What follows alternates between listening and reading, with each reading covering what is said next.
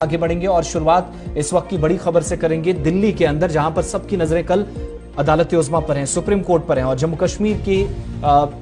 कश्मीर से मुतल्लिक केस जो तकरीबन 4 सालों बाद सुनवाई कल से शुरू होने जा रही है। दफा 370 पर कल लगातार सुनवाई होगी 2 अगस्त से, यानी सुबह से 10:30 बजे जब केस की सुनवाई शुरू होगी तो रोजाना समाअत इसकी की जाएगी। 5 अगस्त 2019 के फैसले को चैलेंज किया गया था, चुनौती इस फैसले को दी गई है और उसके बाद कश्मीरी पंडितों की एक तंजीम भी यहां पर पहुंची थी, उसकी जानिब से भी फैसले को सही करार दिया गया। वो भी ये जो अर्जियां अभी तक चैलेंज की गई हैं, जिन अर्जियों के जरिए 370 को चैलेंज किया गया है, उन अर्जियों को खत्म करने या वापस लेने का मुतालबा सुप्रीम कोर्ट से किया गया है, लेकिन पहले ही शाह फैसल और शैला रशीद की याचिका वापस ले ली गई है। अब जाकर सबकी नजरें कल पर हैं कि 370 पर जब 2 अगस्त से रोजाना समाअत होगी, चीफ जस्टिस ऑफ इंडिया वाली 5 रुकनी जो आईनी बेंच है उसकी जानिब से समाअत की जाएगी और तमाम दस्तावेजात पेपरलेस दायर किए जाएं। ये पहले से ही दोनों फरीकैन को जो इसके हक में है, यानी सरकार की तरफ से ऑलरेडी हलफनामा दायर किया गया था, मजीद जवाब तलब किया गया था। दूसरी जानिब जिन्होंने इस फैसले को चैलेंज किया है, जिसमें जम्मू कश्मीर की मुतअद्दिद सियासी जमातें हैं, तंजीमें हैं, एनजीओज हैं, उनको भी कहा गया था कि 27 जुलाई से पहले अपना बयान वो दर्ज करवा दें। इस बीच 370 को मंसूख करने के फैसले को चैलेंज करने वाली अर्जियों पर जब कल 10:30 बजे समाअत होगी तो आईनी बेंच की तरफ से पहले ही कहा गया था कि केस से मुतल्लिक तमाम दस्तावेजात पेपरलेस दायर किए जाएंगे। साथ ही चीफ जस्टिस ऑफ इंडिया की सरबराही में 5 जजों के आईनी बेंच ने फरीकैन के जरिए तहरीरी दलाइल देने के लिए दस्तावेजात दाखिल करने की आखिरी तारीख 27 जुलाई मुकर्रर की थी, जो खत्म हो चुकी है।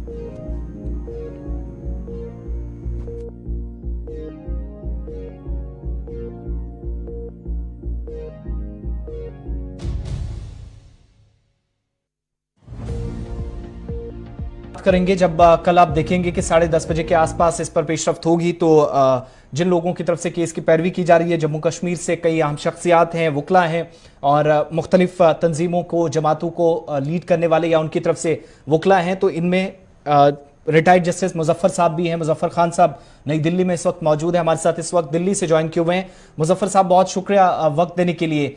क्या तैयारियां हैं? 12-13 घंटों का वक्त है और तकरीबन 4 साल की तवील मुद्दत के बाद जब कल दलाइल पेश किए जाएंगे, केस की समाअत का आगाज होगा 10:30 बजे के आसपास, कितने वकला मौजूद होंगे? क्या तैयारियां हैं आपकी तरफ से?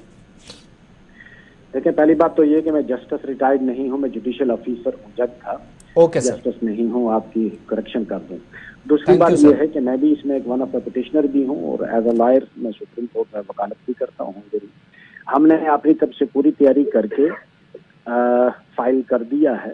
हमारा थैंक गॉड हम बहुत ही मुतमईन हैं अपनी जगह पे और कल से इसकी सुनवाई शुरू होनी है सुबह 10:30 बजे से और इसमें ओपनिंग जो आर्गुमेंट्स हैं वो स्टार्ट हो जाएंगे। होपफुली जो हमें यकीन है कि नेशनल कॉन्फ्रेंस की जो पिटीशन है अकबर लॉम सॉन्ग वाली, वो सबसे पहले आर्गुमेंट उसमें स्टार्ट होंगे। एग्जैक्ट तो नहीं पता, बट होप यही है कि उसमें कपिल सिब्बल साहब आ रहे हैं और वो इसको स्टार्ट करेंगे। फिर उसके बाद तमाम पिटीशंस पे अपनी दिल्ली में जो है वो दी जाएगी। हमने अपनी तरफ से जितने लवाजमात थे, जो हमें डायरेक्शन हुई थी पिछली डेट को सुप्रीम कोर्ट के बेंच में, कॉन्स्टिट्यूशनल बेंच में headed by honourable chief justice, हम तमाम जितने भी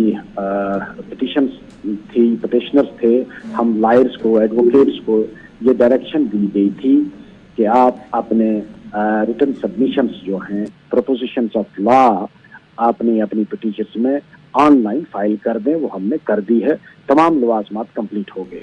आपकी तरफ से जो लवाजमात आप कह रहे हैं कि पूरी हुई है, ओवरऑल जो पिटीशंस थी जो पिछली बार तकरीबन 30 के आसपास बनती थी, 1-2 वापस लेने के बाद भी, 20 पिटीशन, तो जी तो नहीं 20 पिटीशंस हैं, 20 पिटीशंस हैं, उसमें 13 जो है वो आर्टिकल 370 को जो एब्रोगेशन है उसको चैलेंज किया है और 7 पिटीशंस जो है वो पहले से चल रही थी जिसमें आर्टिकल 35A को चैलेंज किया हुआ था।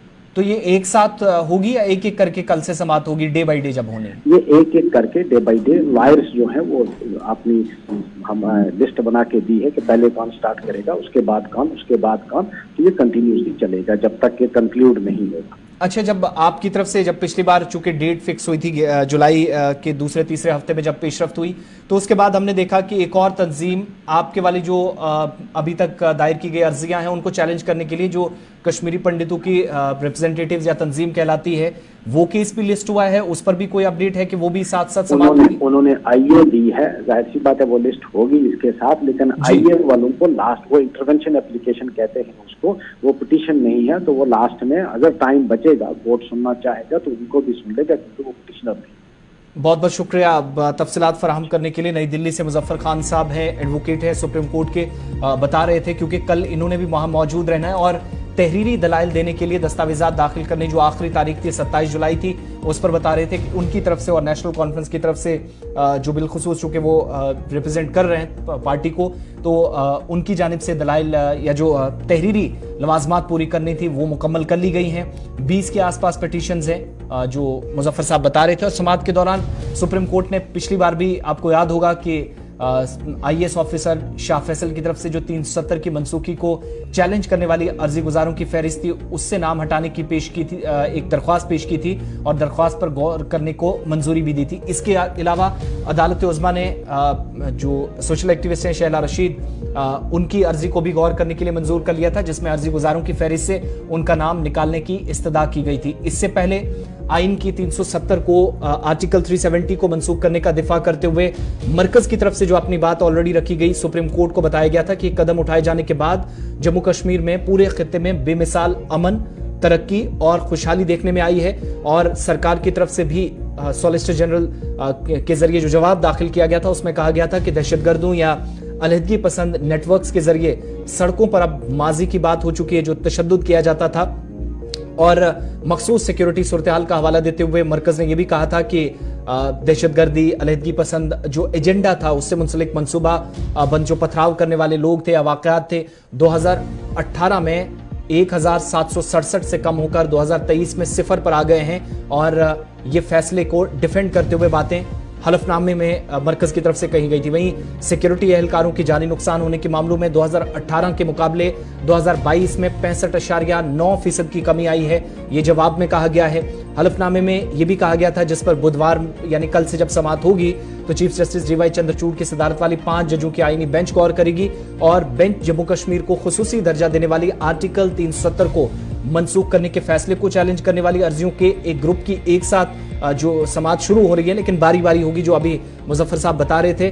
5 अगस्त 2019 को साबिक़ा रियासत जम्मू कश्मीर की खुसूसी हैसियत को जो मंसूख किया था, इसके बाद मुख्तलिफ जो सोशियो रिलीजियस या जो ऐसी कई तंजीमें हैं, पॉलिटिकल ऑर्गेनाइजेशंस हैं, उन्होंने भी मरकज के ज़ेर इंतजाम 2 इलाकों में तकसीम करने वाले हुकूमत के इस इकदाम को गैर आईनी करार दिया था। वहीं मरकज की दलील है कि तारीखी और ये जो आईनी इकदाम है, इसने खित्ते में बेमिसाल तरक्की, सलामती और इस्तेकाम लाया है, जो कि दफा 370 के नाफिज रहने के दौरान मुमकिन नहीं हुआ था। डिफेंड करते हुए बातें हलफनामे में कही गई। बहरहाल अब अपना अपना जवाब दोनों तरफ से रखा गया है। फरीक़ैन ने अपनी बात रखी है। कल इस पर समाअत होने जा रही है, 10:30 बजे शुरुआत होगी और 2 दिन छोड़कर जो छुट्टी कोर्ट के 2 दिन होती है, बाकी 5 दिन कॉन्टिन्यूसली समाअत 2 अगस्त के बाद होगी।